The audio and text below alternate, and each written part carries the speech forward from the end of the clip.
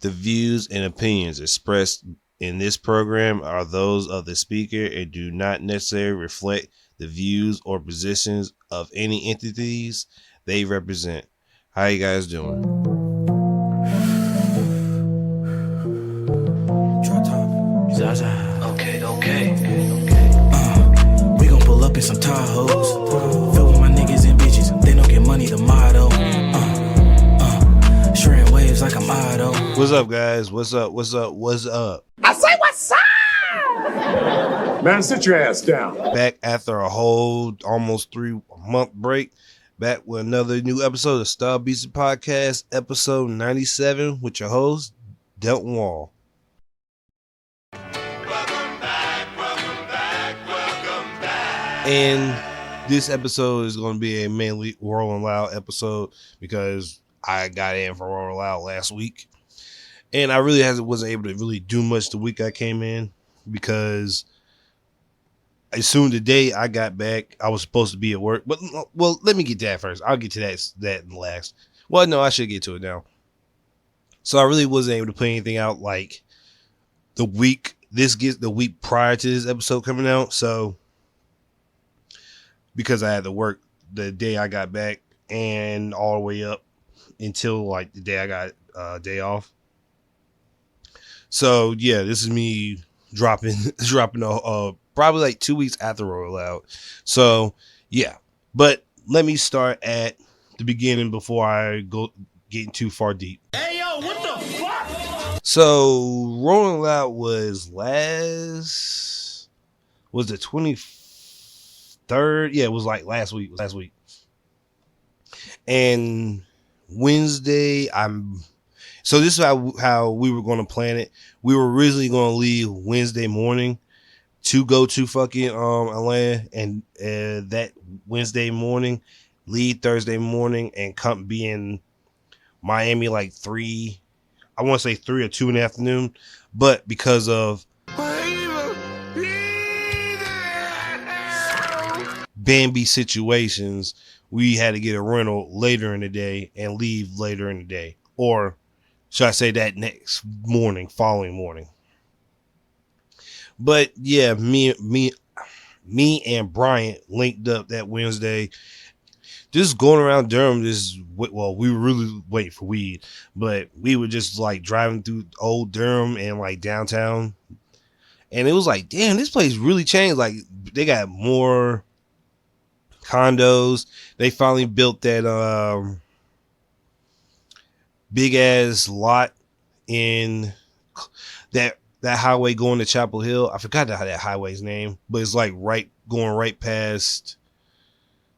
Yeah, it's like going to that highway going to Chapel Hill. They finally built that big ass apartment / workout thing. It's the building where they got the J. Cole painting that place. And I was like, damn, it's been like 3 years since I've been in Durham, and them niggas changed this bitch a whole lot.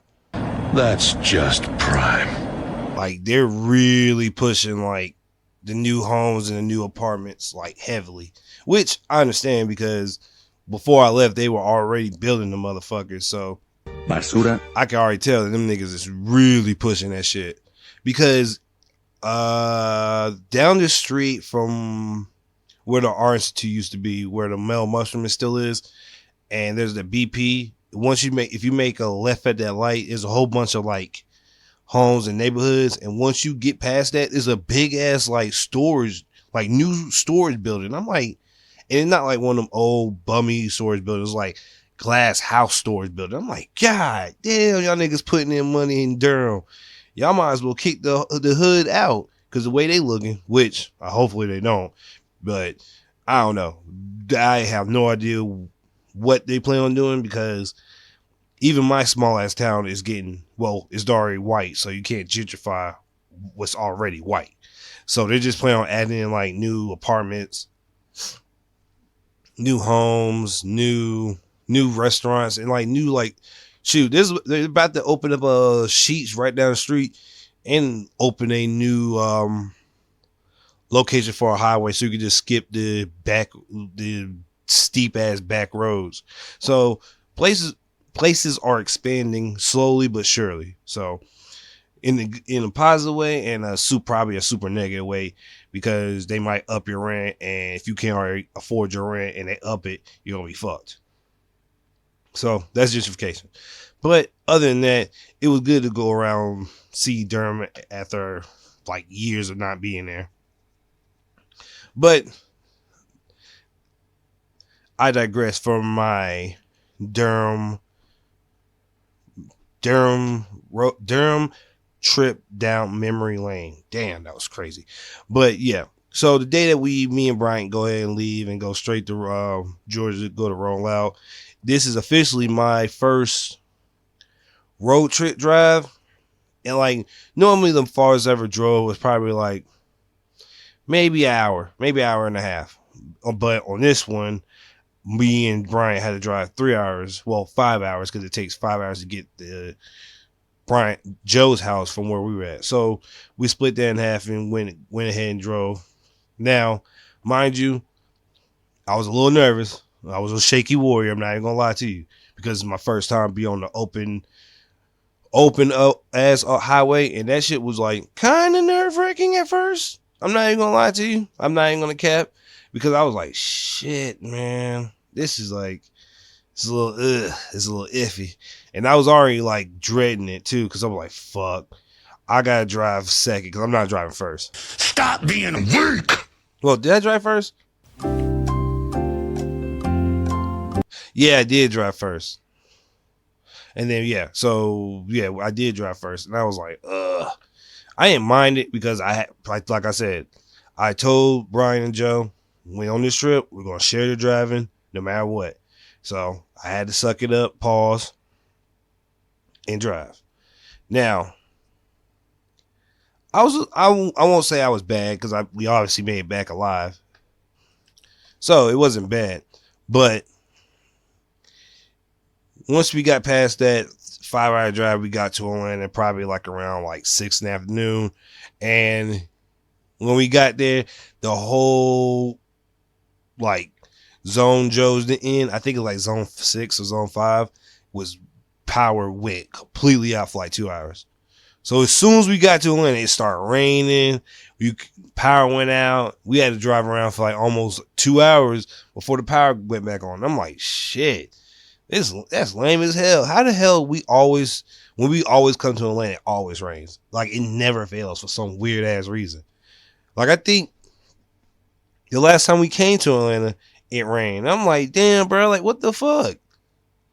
Yeah, it was like when we came to Roll Out last year with me, Yoshi, Joe, and Brian, it rained that morning of, and I'm like, shit.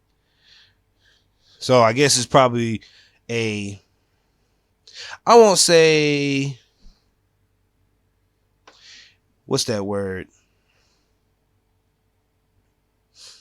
Coincidence that every time we go there it rains, but it's like a high theory that maybe every time we go there it will rain. So, and we went to this healthy spot that Joe pointed out. Now people gonna be like, damn, don't you eat healthy? I'm like, yeah, I eat healthy. I'm not like the super healthiest nigga, but I eat healthy. And we went there, got the food. The food was good. I'm not a big fan of brown rice in my for some weird reason, because it tastes horrible. And the sauce they had it on, then either the vinegar or the sauce they added towards it made that shit soggy as fuck by the time we got to it. Because we had to wait until the power got back on at Joe's crib. So we went to Walmart, had to get like some IV hydration packs, because last year we didn't get them, and we definitely needed them by that time when we were drenched in sweat. So we definitely had to get them before we even got the Roll Out. And thank God we did have them. But after we got the hydration packs, lights went back on, and we went back to Joe's. So we went there and started planning on, I guess, the road trip and how we're going to tackle Friday. Because I'm going to let you guys know ahead of time, Friday we didn't get in until like 6 o'clock or 6:30. So we missed like A lot of the people that we were supposed to, well, I won't say a lot. I'll say like a good number of people that we were supposed to see, and I was sick about that. So we left Thursday morning. Jesus Christ! No, Friday morning. We left Friday morning. We were supposed to leave at 6. Stupid ass niggas. Like 5 or 5, but we didn't leave till like 7. And then we didn't get anything to eat till like 8 or 9. So, yeah. Yeah, 8 or 9. So, yeah. Then we didn't get into like 8 at roll almost. Yeah, no, we got in like 7:30 at roll out. But yeah, like I was saying. But yeah, we got going like around 9, and we drove the 10 hours straight there. Now, that 10 hours was a bitch and a half. I'm not even gonna lie to you, bro. I fucking hate driving in Florida. I'm sorry, man, but that Florida drive, like, the trip going to Florida wasn't bad. It was me driving in motherfucking Florida that pissed me off. Cause I'm like, all right, cool. This might not be bad. This might be a little easy. Nigga, I get my 3 hours started as soon as we got into Florida. My nigga, when I tell you I fucking hate how far Miami is from Florida, it makes no motherfucking sense. From the top of Florida to Miami is 5 fucking hours at least. So half the journey is getting to fucking Florida. The other half is driving in fucking Florida. And I'm like, bruh, man, this is some bullshit. That's why I'm not going to Rolling Loud next year. It's not because of the drive. It's because, my nigga, can we pick another place in Florida that's cool besides Miami? I understand Miami has all the hoes, and that's where all the hoes be at. But damn, my nigga, like, come on, bro. Like, come on. But nah, the trip was good, and like I said, I needed the experience on driving that long and in that kind of style of driving, because I had to learn to watch my side, look over my blind spots, get like experience on the road. So like next time I go on a road trip, it's probably like me or another person. I know that I could pull my half while ain't worries. Or if I have to pull the whole trip by myself, I know I can. So we get there at like 6. We we shower, wash up, get our shit together. I think for that day we didn't do mushrooms. We just brought in the weed that we had. I think I just brought in like 3 to 4 blunts because we didn't get there till like 7:30. But so let me see who we missed, because I've got it pulled up. So yeah, we didn't get there till like 8. So no, we got there like 7:30. So I miss Young Chris. I miss King Carson, Destroy Lonely, Key Glock, Ice Spice, Babyface Ray, Sexy Red. I think I saw a little bit of Central C, but by that time we had to choose between. No, that's what happened. I got to see Sid Shine at like 8 o'clock, and then we had to run to go see Central C, which we didn't see the end part of that, and some Spanish dude named Ayowiththemayo, which led into Kodak Black performing, which a lot of these performances started late because of like either the artists were late or some bullshit was going on. And Kodak came out, and it was actually Kodak, because last year, the day he came out as a special guest, it was like a Kodak clone, because the next day Kodak had like a brush cut, but the day beforehand he had like full on dreads. And he just looked, he was like, that wasn't Kodak that second day last year. But he came out, killed it, brought out Lil Tyler, which another Florida jit too. So I was like, okay, that's hard.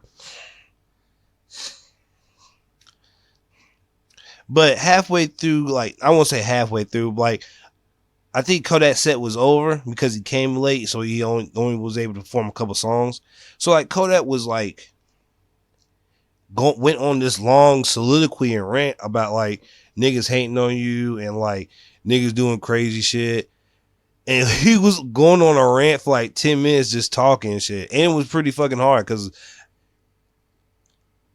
the only time I hear Kodak like really talk like introspectively is like on an album or like on a skit or like an interlude to another song. But hearing him speak in his introspective bag at Rolling Loud was pretty cool. The only thing I didn't like was when his DJ left and he was trying to get him back. He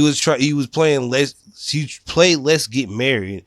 And I'm like, I do not know. bruh, it's like, all right, there are women out here. I understand there's not women out in this crowd at Rolling Loud, which when I get to which I'm not getting to the women this year of Rolling Loud for reasons, but yeah, there's women in the crowd, but like let's get married, and you try to play it 3 times and didn't go through. I'm like, all right, man, we ain't about to do this.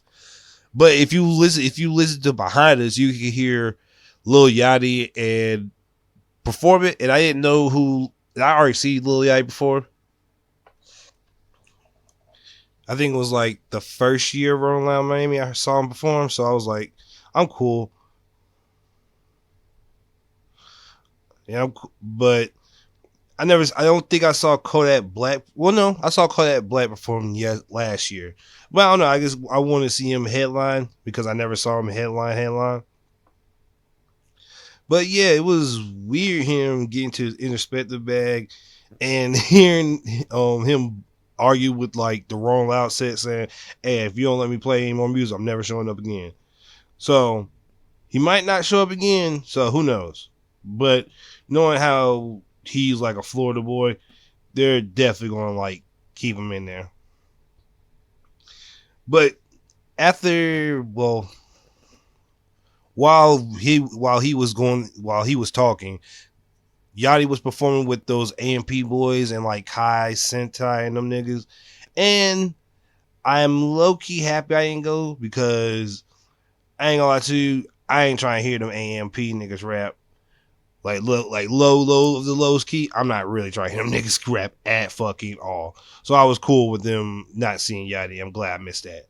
But after Kodak performed, it was... let me see. Because they had 3 different stages. And day 1, I was only going to be at the Go Puff stage. Yeah. Oh, yeah. I forgot Nora Witt performed at the Culture Kings. But yeah, I had a choice between either Ray Shrummer or Kodak Black. And I was like, Playboy Cardi. And I was like, yeah, I must go to see Playboy Cardi. Because last year I didn't get a chance to see him because I was like really geeked up and I was with somebody. But this year I was definitely going to see him. And the mosh pit wasn't as bad as I thought it was. I thought I was literally going to die. But it wasn't that bad. And Playboy Cardi's set was really fucking hard too. Now, I thought he was going to preview new music, which I think he might have did. But because of the guitar, I couldn't tell. But it was still a good set. Called a lot of good videos that first day. But the second day is where it really got... I think you said the second day was good too. The second day was the best day. Yeah. Well, it might have been. But on day 2 was a little better because now we had got a chance to sleep and relax. And mind you, this Airbnb we got, it was just like last year, how the outside doesn't match the inside. So like last year we got an Airbnb and it was like in like this regular smuggler neighborhood and it looked like an old ass house on the outside. Go inside, that shit was like brand spanking new. Now for this one, it was almost like, I won't say it was better than last year, but it was just as surprising on the inside than the outside. because the outside looked like one of the old houses that was built in some of my old neighborhoods, like in the 20s, in the 1920s. Now, on the inside, that bitch had marble floors. And I was like, what the fuck? How the hell these niggas get marble floors for this Airbnb? Now, it was like super white, like white. Now, and you could tell that whoever painted this house was like, it was like one of them hood nigga paintings. Like they painted over some stuff, and you could see that they painted over some stuff. I'm like, yep, I see it. I can see what they painted over. Now, apartment was still clean. It was still good, but you could tell that this was their money house. Like, we're gonna rent this house out for trips and shit. And like, the Airbnb was cool. Nothing was crazy. Nothing was nasty. No, the TVs didn't fucking work, which was a big ass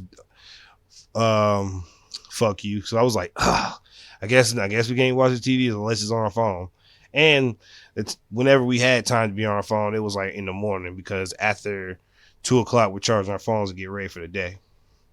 So yeah, day 2, we really was, well, I won't say we were getting fucked up, but this is like when we start to fuck up, to get fucked up. So Brian brought his shrooms with him, and since I haven't done shrooms since the time I got back from Roll Out last year, and it was like I just used like 2 grams to put in this tea, and it was like not just regular mushrooms, like how it's just like you just see the root. It was like ground up mushroom. So like, not only was and it was so thick too. So not only was I like just drinking the drink, I was drinking the shrooms that was crushed up. And even the shroom dust was thick. And I'm like, Jesus Christ, like how thick does this motherfucker have to be for me to not die off this damn mushroom tea? But this mushroom tea that Brian made did the job. Now, I didn't expect to be this fucked up on the mushrooms. Like, we took them at like 4:15, and I didn't stop feeling the effects till 9. Boy, when I tell you I was stuck at that gorilla set, I was super stuck at gorilla set. I was like, bruh, why is my camera moving? Why is what's happening? I'm like, oh man, I'm super fucked up right now. And it was cool. I was like, okay, I'm really fucked up. Thank God I had water with me too, because I was like, bro, okay, I gotta chill out. And I was low key catching lockjaw too. I was like, man, I am fucked up. Let me calm down. And for this day 2, day 2, I definitely saw fucking Rob Banks. Who else did I see? I went to go see Lola Brooke with fucking Joe and them, because by that time, we had to like go. Wait a minute, why did we go see Lola Brooke? Oh yeah, because it was nobody we wanted to see, because between Rob Banks and Nudie, we had like a whole bunch of time just to chill, whatever. Since Nudie didn't perform until like almost 9. So between then, went to go see Lola Brooke and Gorilla perform. Boy, I can't tell you how thick it was in there. So I'm gonna let your imagination go. Let's just say Gorilla set was cool, and Lola Brooke was too. And I think whoever that girl that don't play with it, I forgot. There's a bunch of female rappers out here now. I can't remember their names, but Gorilla brought her out, and she performed her song too, and that shit was hard too. And the girls out there were really shaking it to that song, so she was killing it. But after the Gorilla set, we ran to go see Lil Tyler perform, and I don't think. Well, Viz was supposed to perform before Lil Tyler, but I think some shit happened and they just combined it, because Lil Tyler performed and then Viz came out and performed his some of his set. So that shit was hard too. And Lil Tyler was really going this fucking concert, because that nigga came out at least like 3 or 4 times. Yes, sir. And that nigga only 17 or 18 performing this much at Rolling Loud. He getting to it. Like, he really getting to it. And I was like, low key, the songs that he was performing, I was like, okay, hold on now. Wait a minute. This nigga out here really getting to it. Like these songs are like hitting. Even that Jada Waiter, Ruby Rose, I forgot. There was another song he came out with. But whatever that song where he's talking about Jada Waiter and Ruby Rose, which is a bunch of them, those songs are the hardest for some weird reason. Those shits are just hard. And his flow is fucking ridiculous too. And this is how I know his flow is ridiculous, because Rich the Kid and him have a song coming out, and that song, that little snippet was hard. And then the guy I was waiting for, Babytron, came out like right after him. And he played almost all the songs I wanted except probably two. I think it was Extra Butter off of the Megatron album, and what else? There was another. What album was that? Fuck. Yeah, from his was it Resentment 3 or what was it?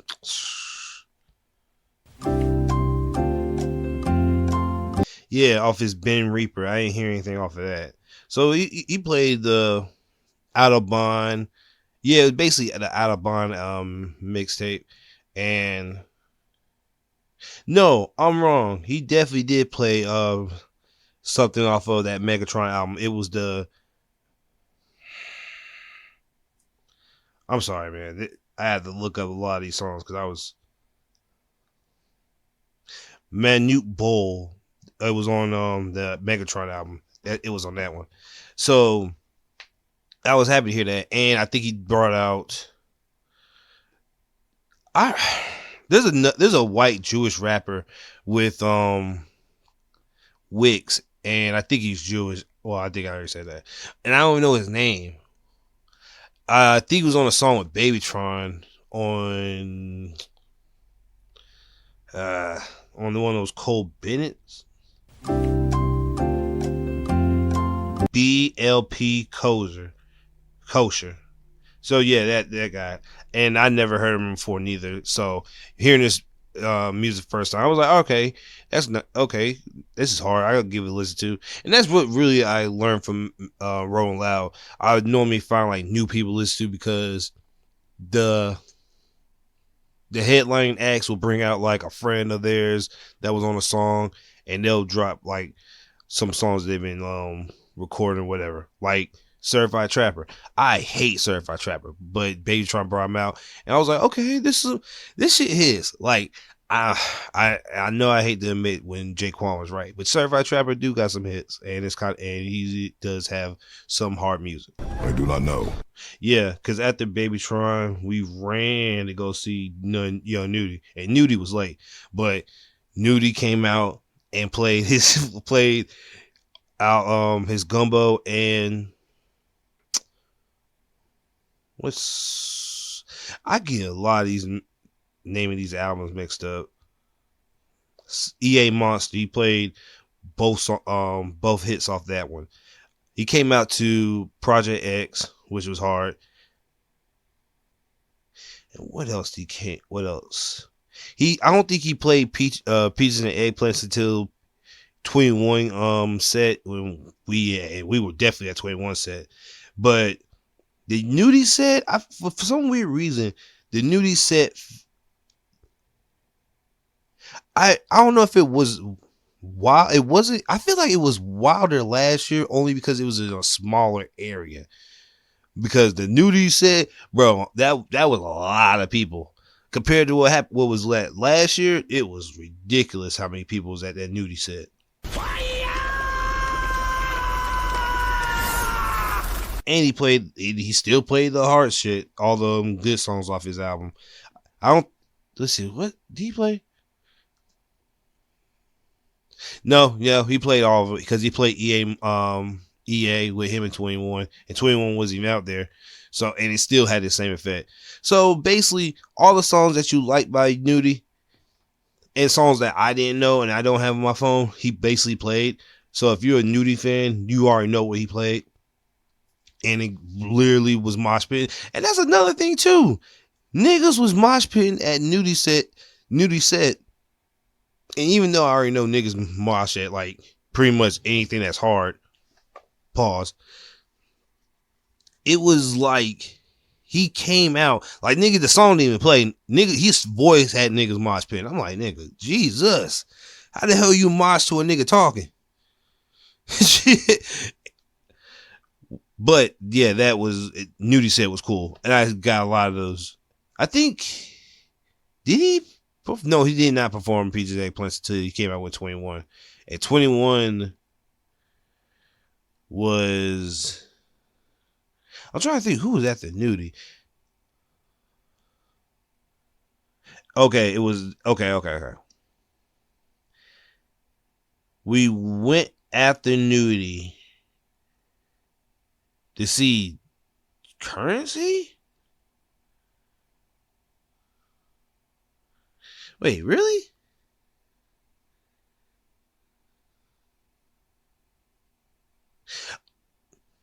I don't know why I thought who Currency was the last day. So after Nudie, we would chill that Currency set, and then we ran to go. Yeah, we ran to go see 21. 21 set was good. He brought out. I thought he was gonna bring out Nardo Wick to perform that song. What the fuck was that song? But he just had he just performed his verse and kept it pushing. But he did bring out Nudie to perform Pizza and Eggplants and a bunch of songs they collaborated together with. Now, since Drake and 21 dropped that album, Her Loss, he did perform some songs off there. And I think, did he perform that song with just him rapping on it? I don't know if he did or not. But I thought he was going to bring out Drake. But I immediately thought, like, Drake's on tour right now. So how would he bring out Drake and Drake's literally on tour? Not saying he couldn't, but the chance of him bringing Drake out to Rolling Loud, somebody would have died. Somebody would have got stomped on if Drake came out and performed. That would have been some wild ass shit. I'm like, oh shit. And I was already in the back. That shit was gonna nigga is gonna blitz past me to see Drake. I am the hype. But yeah, after we saw 21 perform, there was a little in between break that we had. So we went to go to the Ski Mask set, but not in Ski Mask set because we were dead tired. By that time, Joe's back was aching. Brian was fucked up because he got stomped on so much. Well, he got his feet stomped on. I was damn near high as hell because I was coming down from the damn mushroom tea, and I was already like, ugh, damn, I'm drained. And we still had like, cause every night it ends at like 1, the Rolling Loud thing. So, and we didn't get home till like 3. So for like almost 2 hours, we'll be walking, trying to get to like a pickup place for our Uber, and we'll have to be outside dead tired after jumping at Rolling Loud for like 8 hours. We had to find an Uber, and that'd be like 2-hour wait, and we'd be dead after that. But back to the day 2. But yeah, when we went to go see Ski Mask, the back of the like of the people where where his set stopped at was so far back, and Trippie Redd was performing too. So was he, or was it Shaq? Hold on, I do not know. Yeah, I think Trippie Redd did. You know, who the hell was performing over there? Oh, it was Sheck West that was performing. So Sheck West and Ski Mask performed at the same time at 2 different venues, and fucking, it was literally where we were at. You couldn't get to nowhere. If you were at the front, you were stuck at the front.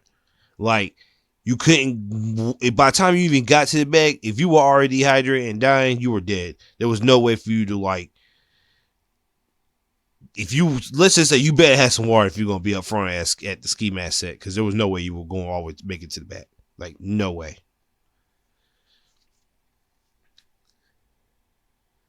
The last set of the night was Travis Scott and Chief Keef. Now, I like Chief Keef, but in comparison of Travis Scott, and Travis Scott was already going to drop an album the week after Rolling Loud, I'm definitely going to see Travis perform. And his set was amazing. Now, not saying Chief Keef doesn't have good music, but Travis Scott's music, I was like, bro, that shit was hard as hell. And he performed all the shit that was hard as fuck. Now, he didn't play any. No, I think he did play 90210, which I have no idea why that's a fucking a cult classic to his fans. Like me personally, I don't like that one. All that songs. Matter of fact, let me go look at Rodeo. You shut your lying nigga lips up. I'm looking at now. Marie, I'm Drunk is I put up there. Apple Pie is hard. Antidote's hard. 3,500 is hard. On this side, literally, yeah. Like I don't know why No Two Way is like the fan classic on that one. But yeah, Travis Scott performed that. Astroworld. Fuck, what other shit he performed? Damn it. I can't even think. Damn, it's hard. But he mainly performed some of his old hits and sprinkling in some Utopia songs in there too. And this because this is me recording after I listened to Utopia, well, halfway through. And yeah, definitely this is a good album. Definitely it's a class hit. But yeah, Travis shut that shit down, and like that shit was hard. There was a lot of great music in that set. And this follows up with day 3 of us doing it again. Me and Brian taking mushroom tea, and it not hitting us as hard as just that day before, because that shit was kicking our ass. Like when I mean kicking our ass, I mean kicked our ass. Well, it was kicking mine yesterday, that day. Got your ass whooped tonight. But for day 3, it was really like, I think we didn't get there till like 5. Because there was nobody we were really looking forward to. Oh shit, I missed Mia the Dawn. I didn't even know that was her. I'm so mad about that. Wow, I could have saw her. But we got there at like 5 something, close to 6, just so we could see Bash the World artist Joe put me on before we got to Rolling Loud. And then Tony Snow came out, which I didn't think I knew who Tony Snow was until I came home. I was like, oh shit, I know who that nigga is. I got some music on his phone, on my phone. And I remember it. Now, I didn't get the chance to see 03 Greedo. Fuck you, Joe. But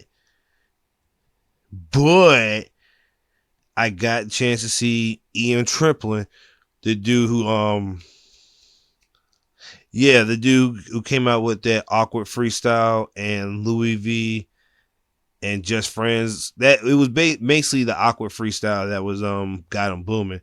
But yeah, I got a chance to see him with a lot more people, because when I first seen him, I swear to God, it was like 11 people. But then after that first time it rolled out, now he had a bunch of people crowded in. I'm proud of that, man. I really am, because you came a long way. And I think after EM came BK, and boy, I never seen BK perform before. Bro, it for some weird reason, it like warms my heart out when I see women rage. I have no idea. I have no clue at all. Very naughty. Because there was this girl who was like, she looked like a real sweet and innocent girl who was like, yeah, I seen BK the Ruler 3 times. She's really fucking awesome. And when she said, when she came out, she was like, let's fucking go. I was like, what the fuck? That was like the most drastic switch ever. I was confused because I was smoking.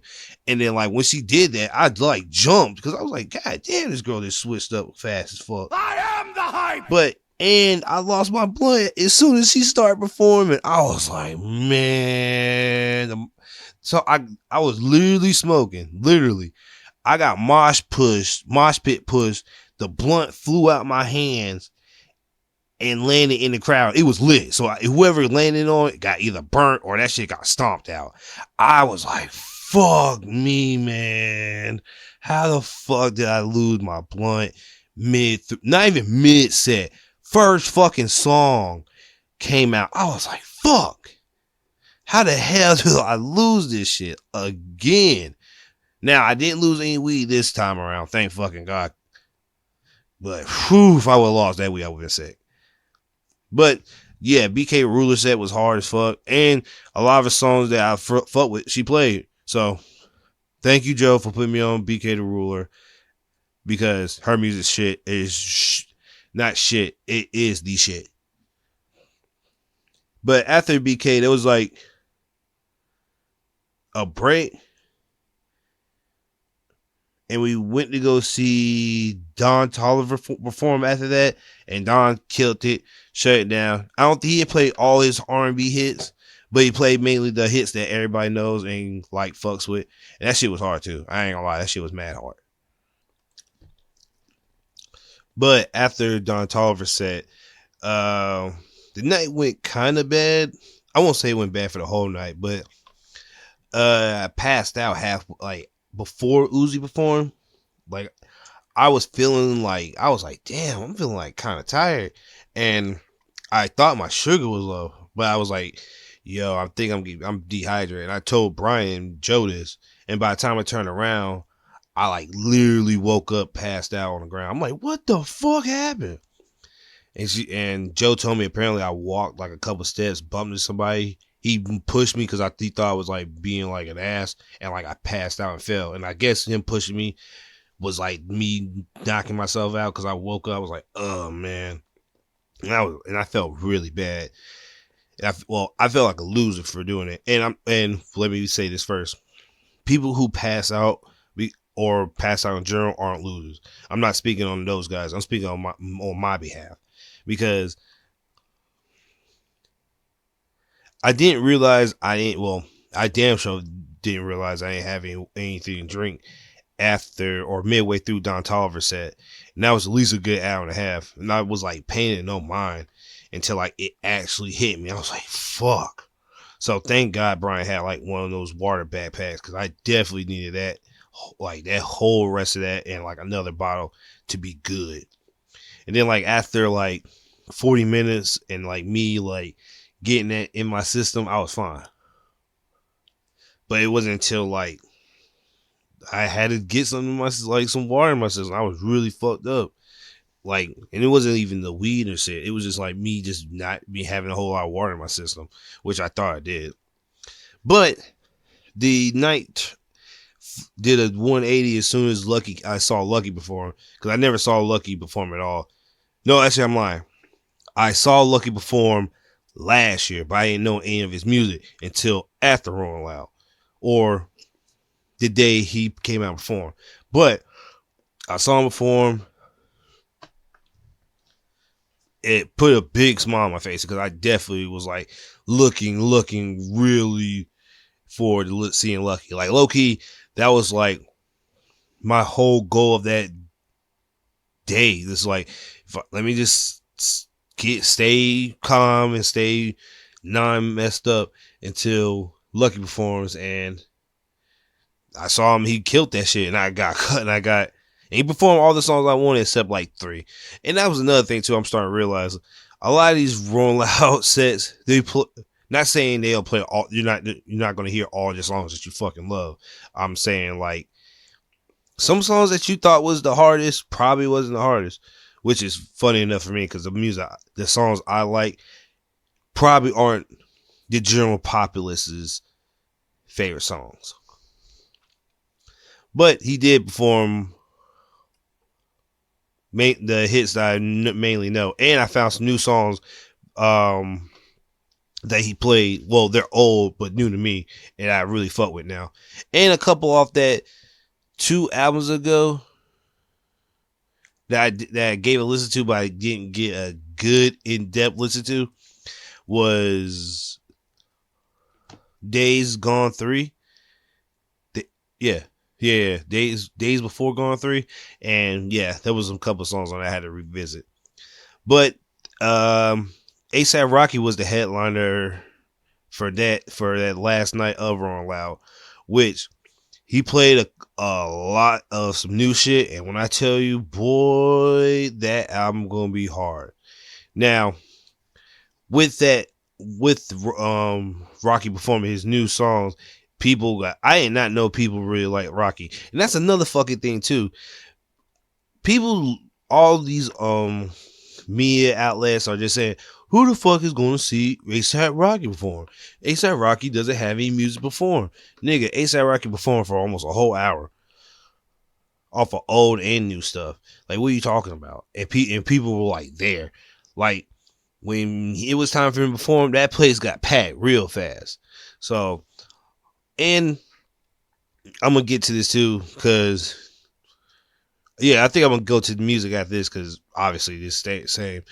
But, yeah, when I get to the music section, I'm going to get into niggas talking about, like, Travis and ASAP Rocky can't give fans a good show or their music is bad.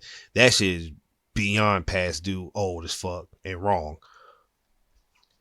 So, when ASAP Rocky performed, he performed all the hits, all the ones that everybody loves and enjoy. And I think he snuck in a little diss in one of his songs, talking to Travis Scott, which makes sense because in their earlier careers, they try to compare Travis and ASAP Rocky, which if you look at now in the present, they are completely different. ASAP Rocky is, I would say, more vibrant and dark, more vibrant, while Travis is more dark and melancholy, and not their personalities. I'm talking about in their style.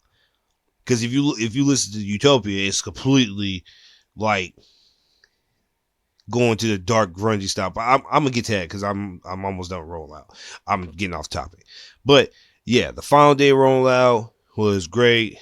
It was fire. The vacation is exactly what I needed, man. Like, even I would say this, Rolling Loud has the nicest people in a gathering. There was so many people that came that like was like, "Hey man, you alright?" Or like just helpful and nice people, and and like people were just gradually like extending hellos and being nice and cordial. Of course you'll have one of those assholes who didn't give a fuck and just be douches, whatever. But in a grand sense, I just ran into nice, cool people when I was there. I ain't run into anybody with hostile intentions or did anything fucked up. And I'm not saying that those people don't exist that go there, but I'm talking about the people I was fucking with was nice, cool people. True, and yeah, that's pretty true. That's true, and yeah, that's true. Now, I'm not going to next year's Rolling Loud in Miami. I think I'm going to chill out on that one. Because, Move this man! man, these Rolling Louds are getting more expensive every year. Like, I went down and released like 500-600, like touching Miami. And I was like, damn, bro, I still need bread. Like, bruh, the food in there, I won't gonna pay $20 for no burger and fries at fucking a Trill Burger that Bun B had, or like Kodak Wings, or it was just like a lot of the fucking like food there was mad expensive.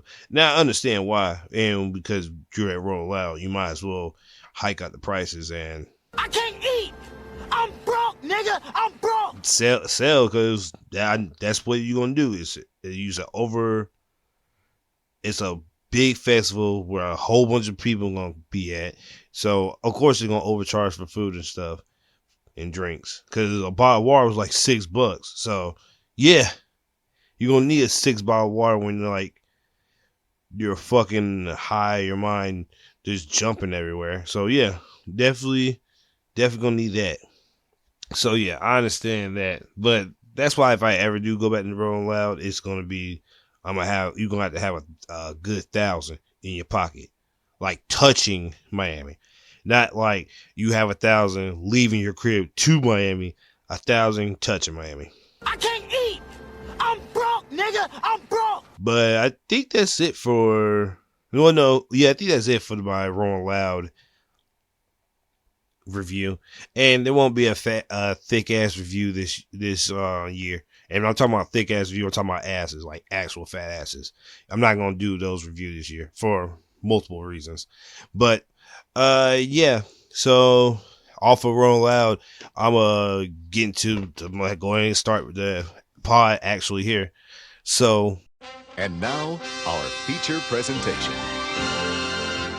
When I got back from Rolling Loud, I definitely got a chance to see Transformers Rise of the Beast. And boy,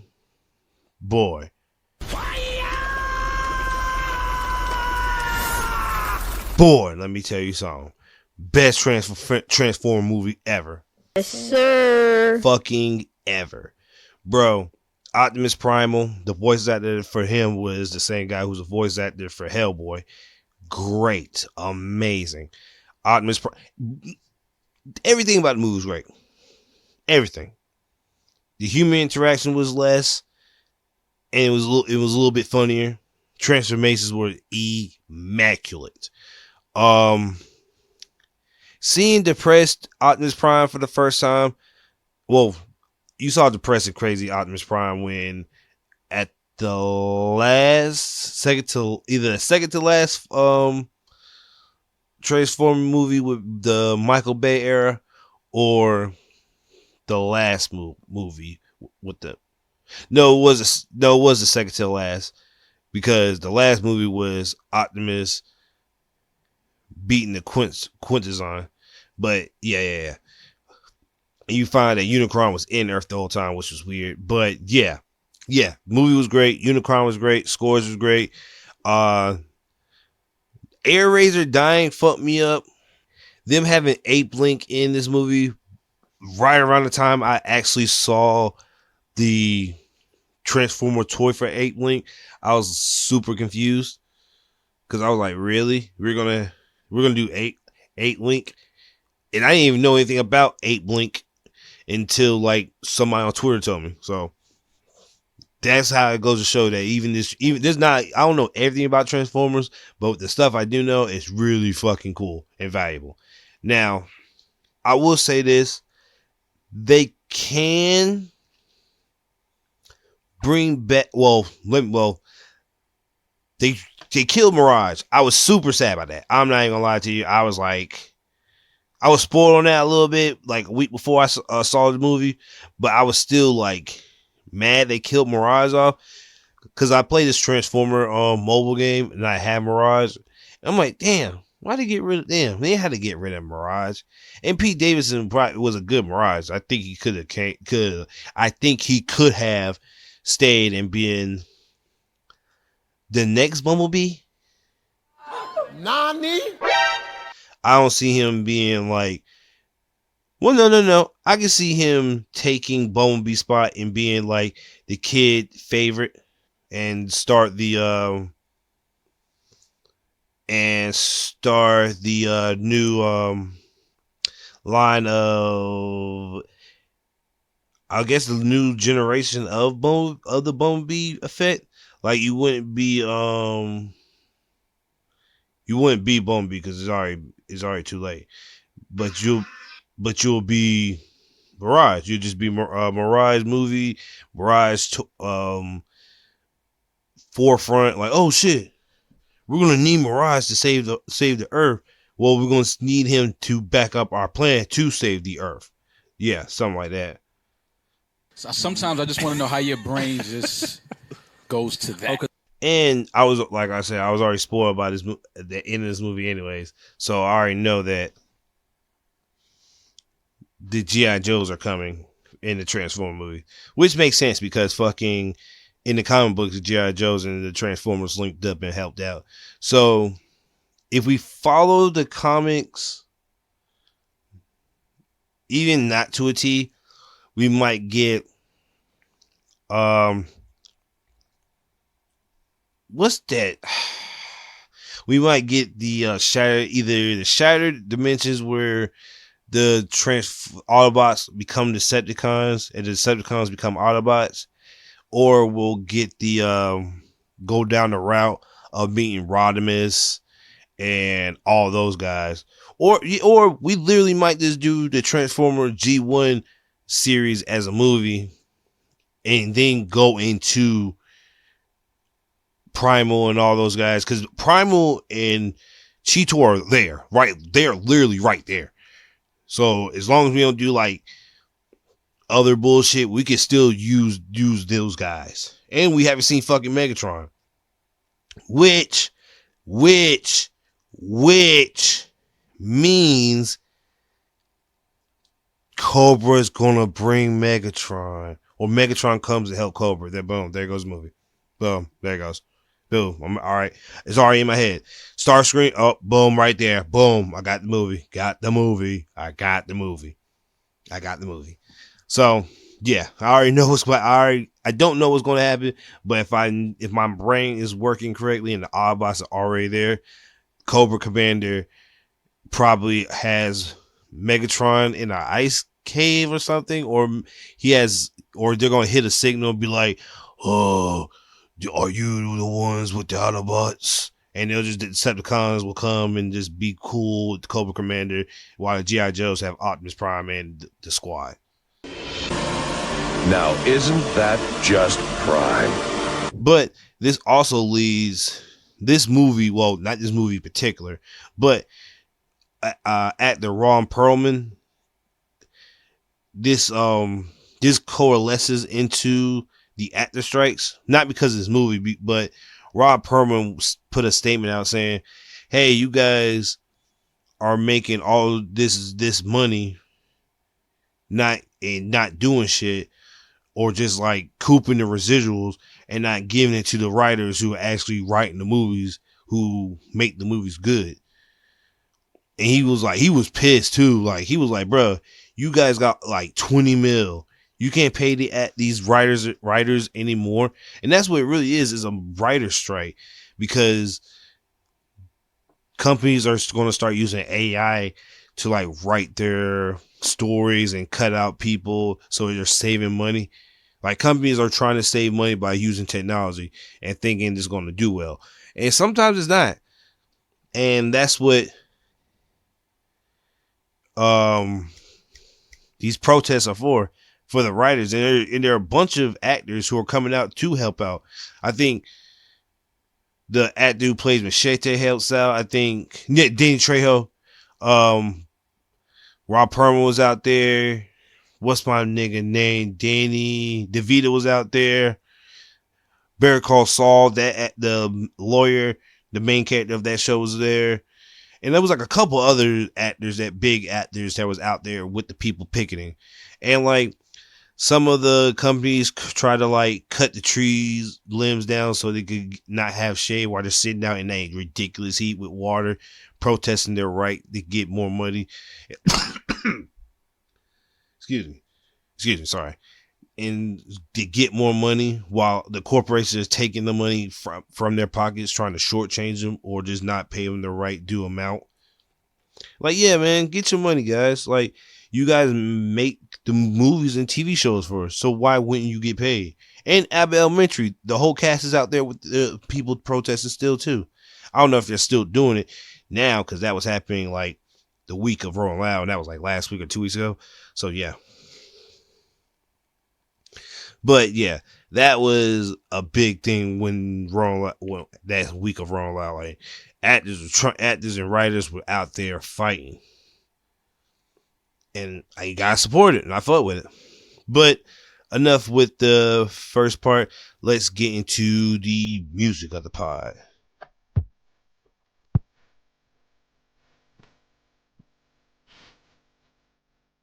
So, get into the music section of the pod.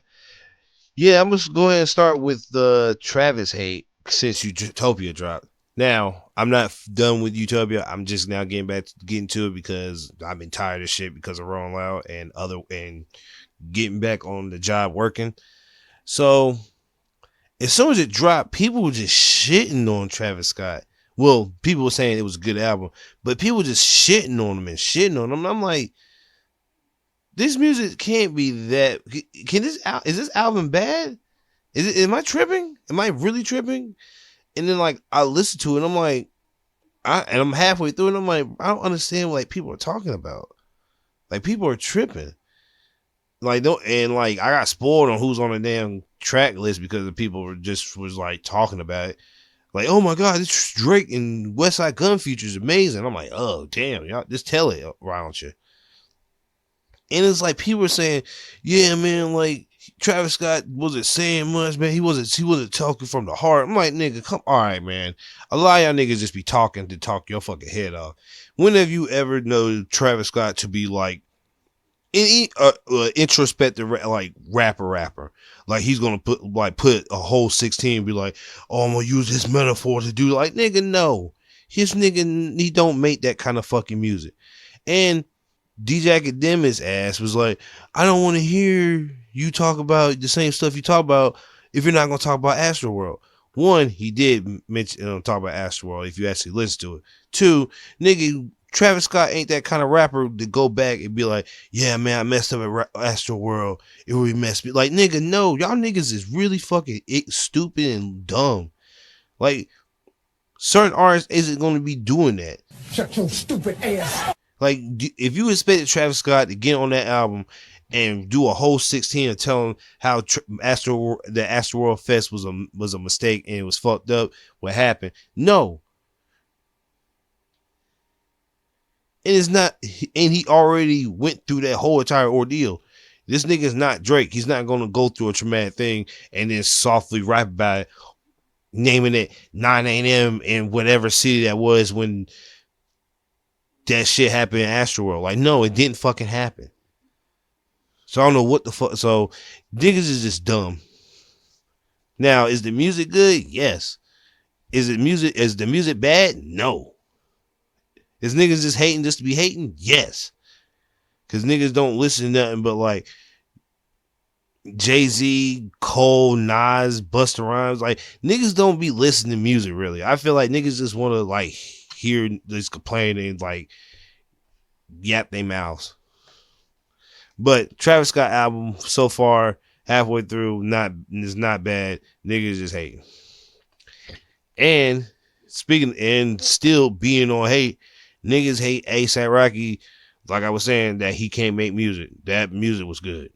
The new music he played was great. I'm mad he didn't release any like the song that he came out to in Rolling Loud where he first came out. I'm mad he didn't drop that song because I was sick. And I saw Icy Twat perform at Rolling Loud, which coalesces to him dropping the album that same time, the same day as Utopia. And I was like, shit. This Icy Twat dropped a banger. That shit hard. Y'all should listen to it. And funny enough, Joe put me on Thought Twat, who is, I thought was Icy Twat, but like a different persona, but it's a whole different nigga. And I was like, okay. So I knew there was two niggas. Icy Twat was like two niggas, but I didn't know the other nigga's name was Thought Twat. So, and his music's good too. So, and it's like, and it fits too, because Icy Twat beats match Thought Twat's flow and cadence and how it works. So it's a perfect combination. And Babyface Ray dropped 2 days before Rollout, or the day of Rollout started, and that's another good one. Now, I think there's like 2 songs. I'm still trying to find that song on this album, just like the songs on the last album, because there's like 2 particular songs on Babyface's last album that just hit hard. It's hit different. Sincerely Face and Tunnel Vision. I need those kind of songs on there and I'll be perfectly fine. Now, is it good? Yes. The Babyface Ray album is good. It's not bad music. And I think that's what's wrong with. I don't know what's wrong with niggas nowadays. People just hear. Is it better than the last project? I would say it's a little, maybe not better, around that same criteria. But I don't mind Babyface Ray album not being like the best it ever was, best the last one. Now, should it be? Maybe, because honestly, I think that was his first commercial. I think that last album he dropped was his first commercial album. Like, I'm not even trying to be funny, because I saw like him post that shit everywhere. And just like this one, this is his, I think this is his second commercial album, really, because he wasn't dropping those albums like that, commercial albums like that. So I think this is his second commercial album, and it's good. So I think this is his put my feet in to see how it works album, and he's gonna come out with another one. Now, so I don't want to hear niggas bitching about, oh man, like, hey man, I don't think Babyface 8 Ray album, third album, is really fucking good, man. I don't know what I was thinking. Give it time. And that's another thing too. Niggas said an album is trash, go back to it and say it's amazing. A Whole Lot Red is a big ass example. That's a great idea. But I think that's everything for music. I did get a lot of new music here and there around Miami and around certain hearing it like a lot of new music this week. So I was like getting some more music in, like Lil Lucy and shit, when I wasn't paying attention. So it's always like around Rolling Loud or after Rolling Loud where I get like a big influx of music in my phone out of nowhere. But yeah, I always love those kinds of like days where I just find like bolos of music, find new people to listen to. I'm like, oh shit, this is hard. Let me get this shit. And boom, there it goes right there.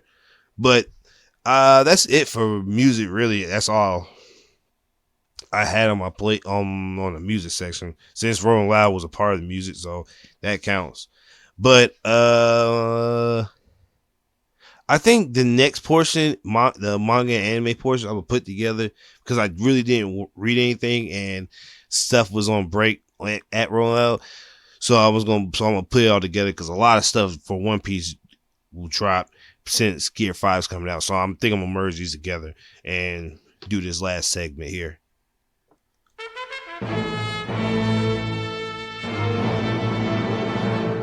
So now, with the manga / anime portion, I'm going to start with Naruto, because Naruto has a new one shot, and it's with Minato, and it's basically us learning about Minato and his early life before he became Hokage, because I think the chapter starts off with him, Jiraiya, some black guy in the Hidden Leaf, and like 2 other random ninjas fighting against the 4 and 5th tails, telling the Leaf ninjas to bring the 9 tails. Now, I didn't get a chance to read the one shot. I haven't got a chance to really do anything since I got back. But from the panels I've seen, this one shot of Minato and Kushina, Naruto's mom, is literally Naruto, but with 2 different people. Because you see her go into like not the full red cloak, but the bubbles. You see Minato get bit slapped by her in that form, just like Jiraiya did. And they do. And this is how Minato is low key stronger than Naruto, because Minato learned Rasengan earlier than Naruto did. Beat the 9 tails in Kushina's body before, at an earlier age, before Naruto did. Now, mind you, Naruto couldn't control his chakra, and he didn't have like, because I don't even think Minato knows the yellow flash now. I think he's just a normal fast ass nigga. And he beat he didn't beat the 9 tails, but he pushed it at bay. And for what I see in the leaked chapter. I was like, okay. Monado is that nigga. Like, but we already knew that. But I guess we needed a one shot to tell us that, which leads up to like there might be, well, there's a Naruto 20th anniversary coming around, and we might get some new. Well, Boruto's coming back because they just released the new time skip versions of Boruto, Sadara, and Kawaki. So that's coming back soon. So I guess that was a little celebration for that. And there's been a lot of recent one-shots of Naruto coming out. So we might get some more one-shots of characters that we love and enjoy. And speaking on people coming back, I'm back to reading My Hero again. And I'm caught up. And it got sad again because Toga died, giving her blood to Araka, which That's just prime. makes the most sense. Araka saved her mentally, and now she's going to save Araka saved Toga mentally. Now Toga is going to save Araka physically by giving her blood, giving her clone blood, which makes the most sense because that'd make a perfect match. But I'm like, damn, you brought Toga back mentally so you could kill her off. I was like, damn. But even with that, still, Toga's death will be her death will be impactful in the growing up of Araka in her future life. Well, I don't know if we're going to even see them get older, but when we see them get older, that moment of Toga saving her life is going to change Araka dramatically. Yes, sir. And with the leaks of the chapter, I think we're going back to All Might versus All for One, which means we get to see All Might in his Power Ranger outfit, which is going to be fucking lit as hell. And I think that's it for My Hero, other than like freaking the leaks of All Might in his Power Ranger suit. And I think he's actually fighting and actually doing some shit. Oh, and the new My Hero movie's coming out too. So this might be the final movie because this is the final arc. So yeah, I think this is the final My Hero movie. If we don't go My Hero Shippuden, which we probably won't.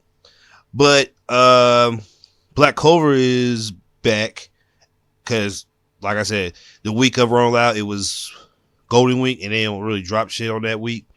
But the scale nigga got clapped by Asta. Asta is in hit. Asta probably unlocked the new form because I mentioned I saw Asta when he walked out the portal. That Finn, I think it's Finn, not Fenrir, or I think it's the teleporting nigga. When the teleporting dude brought Asta through the portal, he saw all his friends fucked up. Asta like summoned the anti-magic around him to like block, I guess to do the same thing that Naruto did, but like to make it a cloak. Yeah, just use anti-magic as a cloak, and he blitzed that fucking scale nigga, like he clapped him. But from the leaks that I've seen, Asta has cloaked the entire Black Bulls in anti-magic, which that is some Naruto shit. But that also gives Asta a boost because, well, actually, it gives Asta a boost, but does it affect his friends? Because if I'm wearing anti-magic cloak, does that affect me? Well, no. I guess it won't affect the. I guess it won't. That's weird. Because I put an anti-cloak on, and I boost myself. No. I think I would go. Okay. I'm thinking too much on the concept of the anti-magic cloak. If I'm not mistaken, I think it probably negates effects on them. Like, say if I was going to do a fire blast, the anti-magic cloak would just blaze it away. But I think I can still use said magic to boost myself up. So like, for Goyon's sister, how she can just put fire on herself. The anti-magic cloak won't affect the fire that she's put on herself, but it will affect the moves that get done to her. So like if an enemy tries to do like a space blast, it'll negate it. So yeah, okay. I was overthinking the move. But if Asta puts anti-magic cloak on the whole team, including the fucking house, Asta is like top 5, like easily top 2. Because oh my god, if he gives the anti-magic, oh no, nigga, I'm tripping. There's no fucking way. Give an anti-magic cloak plus the fucking wind spirit magic he already got plus the star magic. Bro, he was already blitzing Lucius all fucking ready.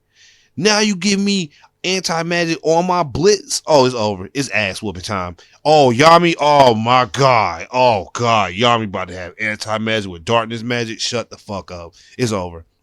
Black Clover's about to go hard. I don't give a fuck what Lucius. Lucius, summon your motherfucking brothers and sisters. I'm about to clap them niggas. Fuck them niggas. But yeah, that's it for Black Clover. And well, that's all that really happened because the ass whooping was fast. Like Asta came in, he was like, okay, you beat my friends up. Cool. Guess what I'm about to do? Dig in your ass and beat the fuck out of you. Boom. Got you. You dead. Done. It's over. Time to pack it up. But moving right along, before I get to One Piece, the last part of the pod, Chainsaw Man came out. Well, no, I gotta get to JJK, then, One Piece.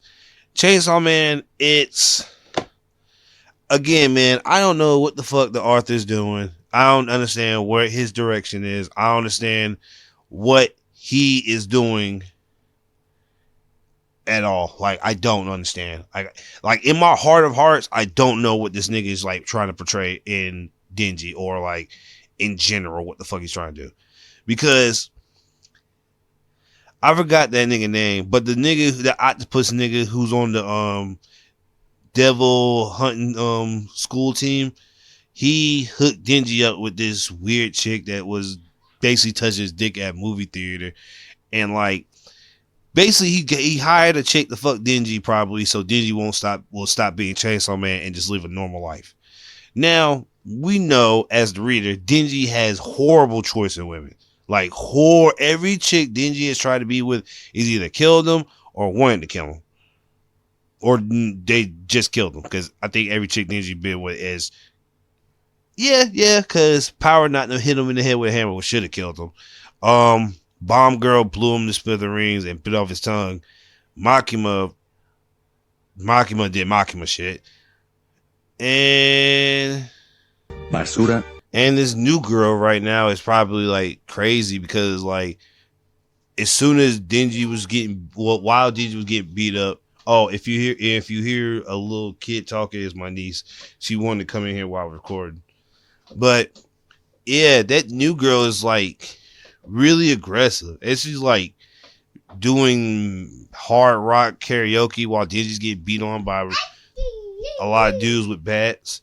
So that's like super crazy. My turn. I'm almost done. You can. Hello. Okay, so go ahead and say what you want to say. Say something. Hello. Tell everybody. Tell the people out there how you doing. Okay. Say how you doing. How you doing?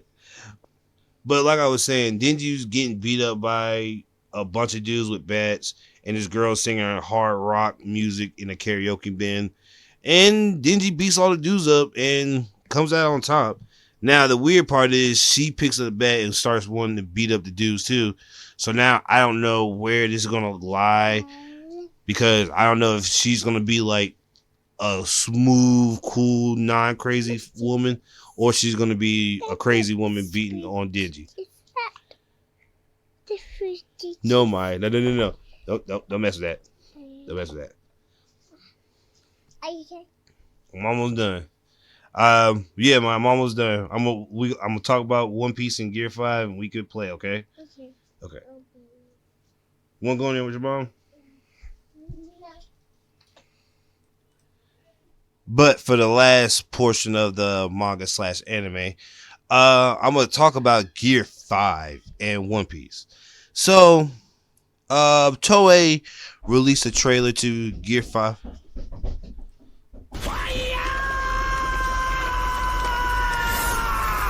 So Toei released a trailer to Gear 5, and well, before they released the trailer, they had a exhibit showing Gear 5, because apparently Gear 5 is like a very monumental portion of One Piece, which it is, because you find that Luffy's a Zoan, Luffy's a god, and that Shanks might have known the secret of the Devil Fruit when he took it, and he might have purposely had Luffy eat it so Luffy can become whatever his destined to become. With all the new information of the D Clan and the other bullshit of Emu that we're going to get to afterwards, Wano. But yeah, Gear 5 is really, I low-key want to say, is Luffy's version of Super Saiyan. I would say that would be Gear 4, but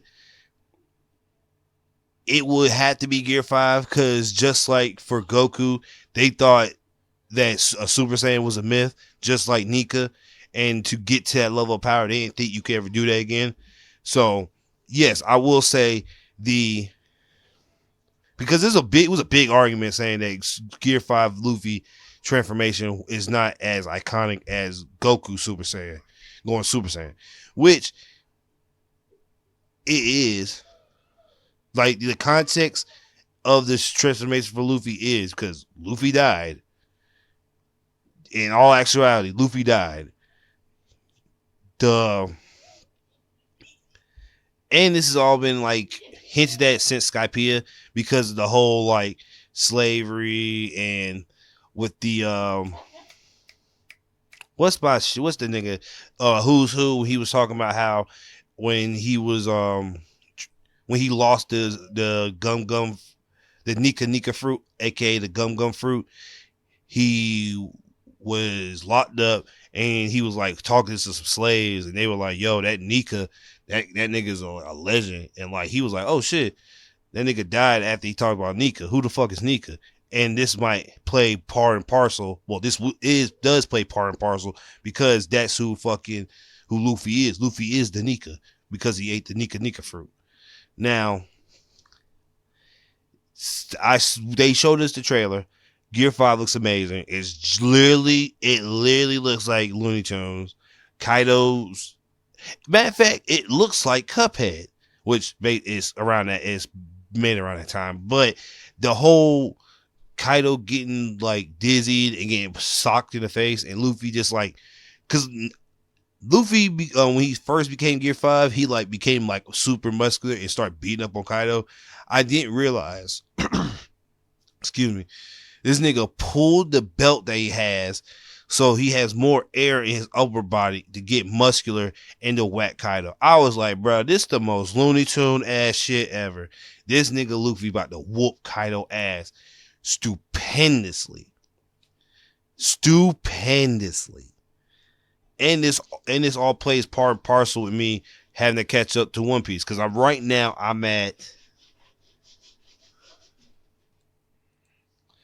I'm just got past the King and Zoro fight.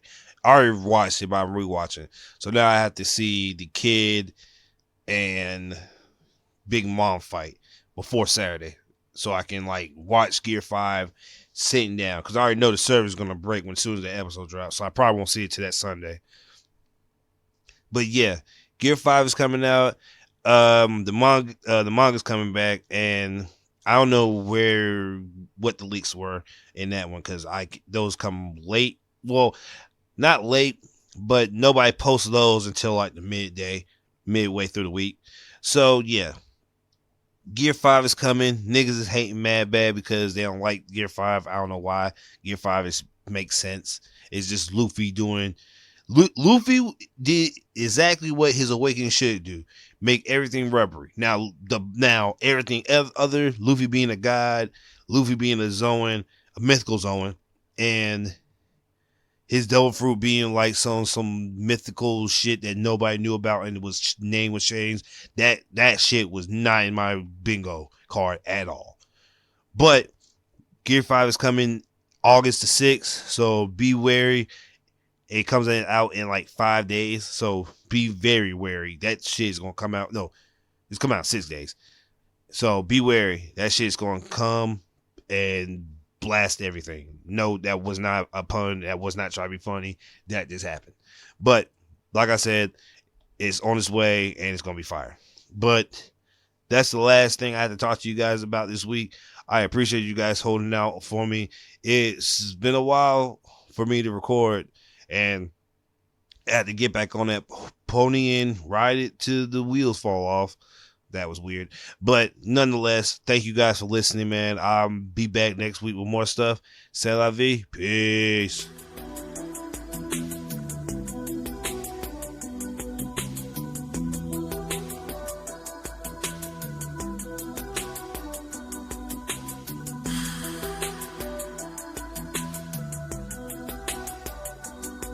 Man, I'm outside 2 times, start a fucking fight for nothing. Man, I'm outside in the street, nigga, what's up? Nigga, you bluffing. I'm tryna knock this nigga head off, give his ass concussion. Nigga ain't gon' be no one-on-one, Hogan gon' be tossing, throwing elbows, throwing punches. Man, I stomp you in the gut. Nigga, if your ass get up, nigga, we gon' show you what's up. I need